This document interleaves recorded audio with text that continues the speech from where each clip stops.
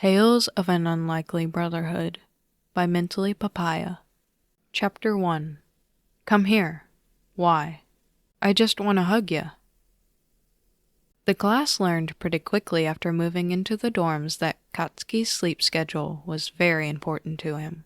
Every evening without fail, at 9 p.m., he was locked away in his room, unreachable until the next day at 5 a.m., which was the ungodly time that the blonde decided to go on his morning run before class.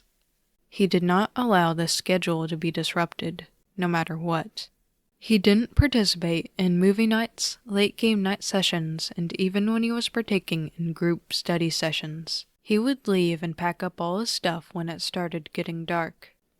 The others learned that if they needed Katsuki to tutor them in something, they had to get that shit scheduled in early, because as much as they pretended to tease Katsuki for having a bedtime, the class accepted these little traits fairly quickly, deeming them just another part of Bakugou Katsuki that they would have to get used to.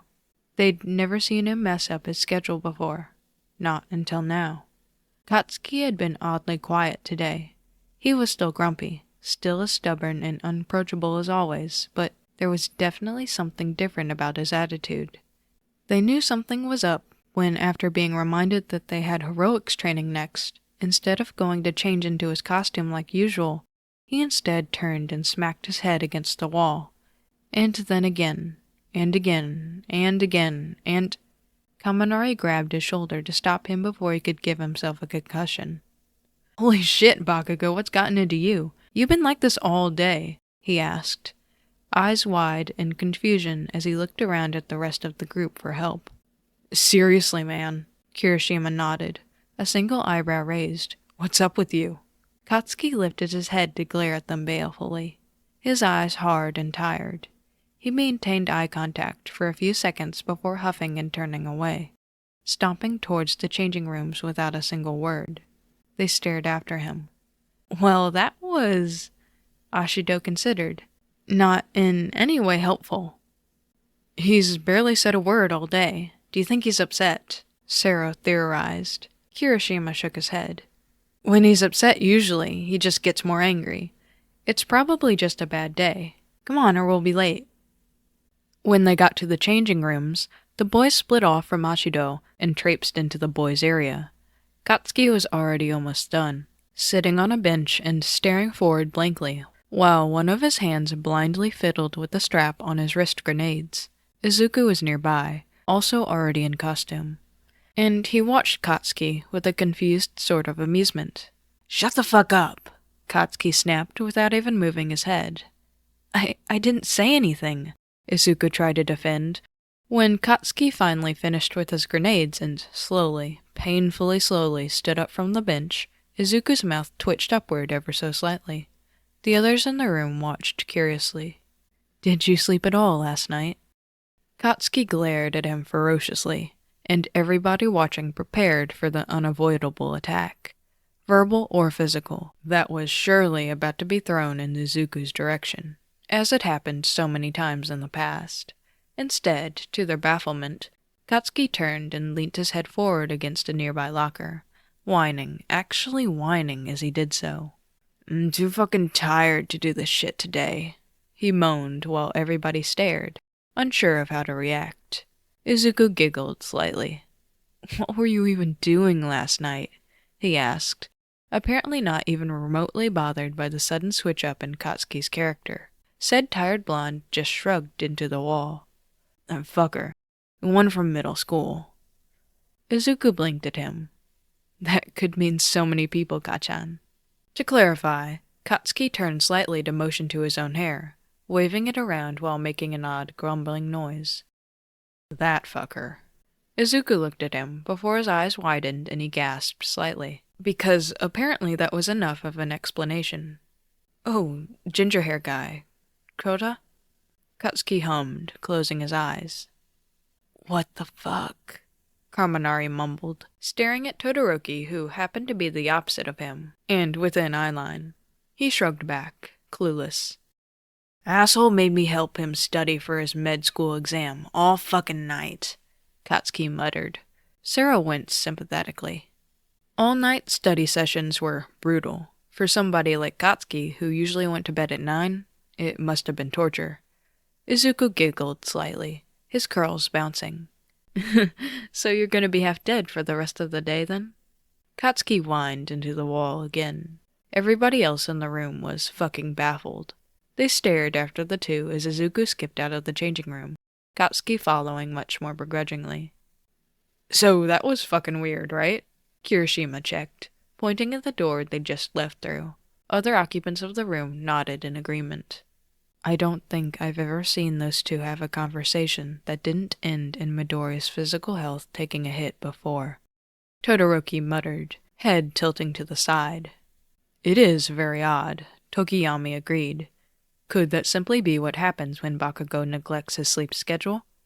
Kaminari shook his head. I don't think so. We've been with them all day. He's been normal, apart from just ignoring the shit out of us. I think Mido's the first person he actually responded to. This is so weird, Kirishima reiterated. It's interesting to see, to say the very least. Tokoyami shrugged, before leaving the changing room. Eventually, they all followed. The training exercise planned for them that day turned out to be one designed to help them improve their strategic and team planning abilities, and the class was split up into multiple groups of 5. Tokoyami, Kirishima, and Uraraka silently cast tired glances at each other when they were placed in the same team as both Katsuki and Izuku. Those two on the same team never worked out well. They may be powerful, but when Katsuki was needed to work together with Izuku, they ended up being more of a handicap than an advantage. Still, they couldn't switch teams, so the 5 were sent into the training zone, with 10 minutes until the match was to start. The game was supposed to be based on capture the flag, with 2 teams being sent in at the same time to strategize and then battle it out. They had to use teamwork and cunning to evade the other team members while both keeping their team's flag safe and trying to steal the other team's. Alright, so we're up against Sero, Momo, Todo, Kaminari, and Mineta, Uraraka prompted, eager to use the time they had to get a good strategy going. Kirishima, who had spent enough time with Katsuki to immediately turn to him as the leader of the group, narrowed his eyes in confusion when the blonde didn't immediately take over the planning session, rushing in with his superior ideas that he would usually have. Instead, he stood there, blinking slowly, arms limp as he stood there like he was a puppet hanging from nothing but a few strings. Geez, you really are exhausted, huh? He muttered under his breath.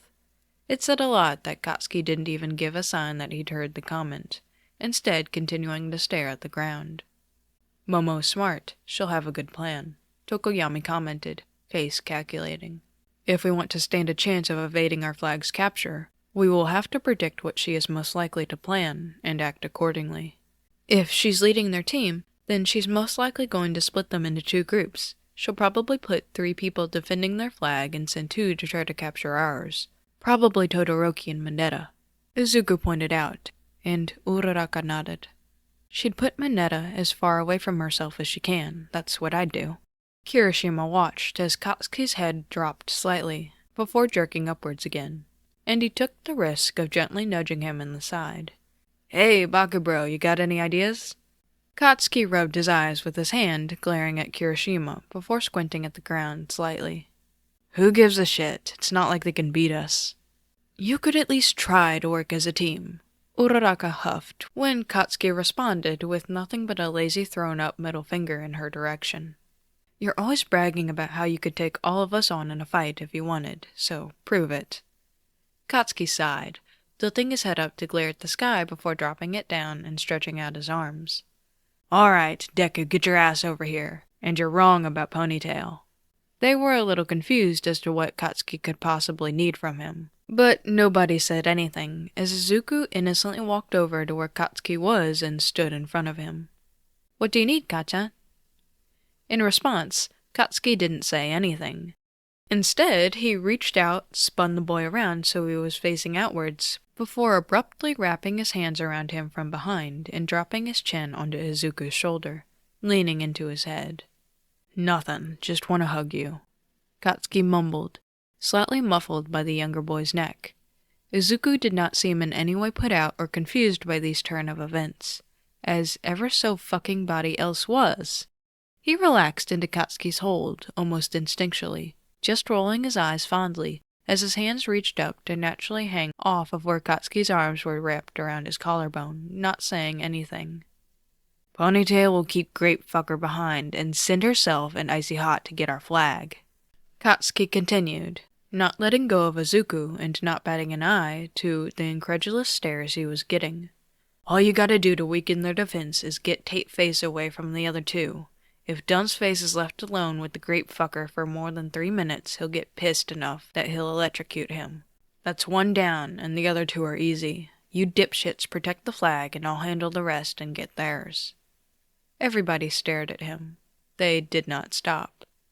Listen, man, I'm not gonna lie. I didn't hear a single word you just said, Kirishima said, eyes not straying from the public affection that Bakugou Katsuki was giving Midoriya Izuku.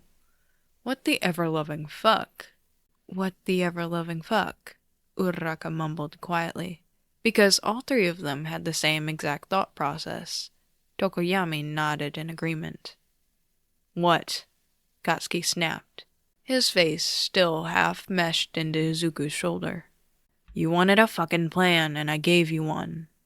Kirishima gestured to him and Izuku, hoping his face conveyed just how confused he was. What? What? Katsuki growled back. Kirishima turned away, looking to Tokoyami and Uraraka for possible backup. He didn't get any. We're gonna lose this exercise, Tokoyami declared. Katsuki's predictions were annoyingly accurate. Once the alarm went off to signal the 2 teams that the match was starting, he slid off from where he was practically laying across Izuku's back, cradling his neck and sauntering off towards the other team's home base as if he hadn't just shook the entire world of everyone around him. Izuku, who had still not given any indication that he thought that Katsuki's actions were odd in any way, stayed up to protect their team's flag, along with Uraraka and Tokoyami. Kirishima ended up following Katsuki, against his wishes, just to ensure that Aizawa couldn't dock their points for not acting as a team, and having him go off on his own. They found Sero, Kaminari, and Mineta waiting to defend their flag, and Kirishima didn't know if it was infuriating or downright hysterical that Katsuki's plan played out perfectly. He gunned straight for Sero, blasting him away and refusing to allow him near the rest of his teammates. Kirishima got to watch from a nearby rooftop as Kaminari and Mineta, now without someone between them, and unable to leave their flag without abandoning any chances of winning, quickly delved into relentless bickering. By minute 4 alone, Mineta was frazzled and unconscious, still twitching, and Kaminari was the only one to block between Kirishima's team and winning. Kirishima jumped down into his friend's eyeline, and Kaminari prepared to fight him. Dude, Kirishima said, walking over to him with his hands in the air, not attempting to fight despite being on the opposite team. You're never gonna guess what happened. What? Bakugou just hugged Midoriya, like in front of us, willingly. Kaminari stared at him. He dropped his defensive stance. They heard the sound of Sero getting smashed through the side of a building a few streets away. You're fucking lying, Kaminari said, gobsmacked and immediately forgetting about their fight. Kirishima nodded, before reaching out to grab the other team's flagpole. Also, you lose. Another siren sounded, signaling that the match was over. No, hold on. Bakugou hugged somebody, and it was Midoriya? This new information apparently took priority, as Kaminari didn't seem to care about his loss at all. Kirishima understood, and he was glad that he was surrounded by people who understood the importance of what he'd just witnessed. Mido wasn't even surprised either. He just stood there and let it happen like it was normal. In the distance, there was an explosion and a yell, and then Aizawa's voice was appearing over the speakers, warning Bakugou that the match was over, and that if he didn't leave Sero alone, he would get detention. What the ever-loving fuck? Kirishima hummed. Yeah, that's what we all said. Like arms? A hug? Purposely? Midoriya didn't just run into him? It was more casual, like a hug from behind. Well, maybe he was secretly holding him at gunpoint or something then. No, he called Midoriya over, hugged him, and then said he wanted a hug. What the fuck? Yeah. Kaminari stared at him, processing. No, seriously, what the fuck? Kirishima nodded once more. No, yeah, I'm in the same boat as you, man. I thought you couldn't stand Midoriya. Kirishima reached out to place both his hands on the other boy's shoulders, staring deep into his eyes solemnly. So did I, Denki. So the fuck did I. I know that there's already a lot of podfics about My Hero Academia stuff, but also it's not my fault that Season 7 came out and, made me relapse back into it, so yeah. Also, Bakugou, but as childhood friends, yes.